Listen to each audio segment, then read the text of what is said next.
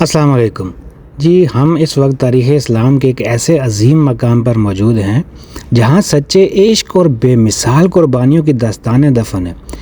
یہ وہ مبارک جگہ ہے جہاں غزوہ احد کے 70 سے زائد صحابہ کرام رضوان اللہ علیہم اجمعین اسودہ خاک ہیں۔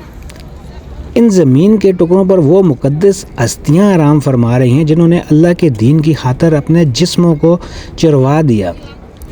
ان سب عظیم شہیدوں میں وہ ہستی بھی شامل ہے جن سے ہمارے پیارے نبی حضرت محمد صلی اللہ علیہ وسلم بے حد محبت کرتے تھے، اور وہ ہیں حضرت حمزہ ابن عبد المطلب رضی اللہ عنہ۔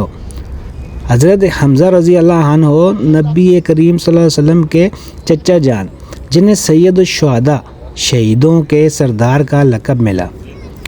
جب غزوہ احد میں آپ کی شہادت ہوئی تو رسول اللہ صلی اللہ علیہ وسلم نے آپ کی قربانی پر بے حد رنج کیا۔ ان کی اور دیگر شہداء کی قبر کی جگہ پر کھڑے ہو کر دل عظیم احترام اور غم سے بھر جاتا ہے۔ اس قبرستان کی خاموشی چیخ چیخ کر بتا رہی ہے کہ ایمان کی حفاظت کتنی عظیم قربانی مانگتی ہے۔ ہم یہاں صرف زیارت کرنے نہیں آتے، بلکہ ان بزرگ ہستیوں کے لیے سلام اور دعائے مغفرت کے ساتھ صبر اور استقامت کا سبق لینے آتے ہیں۔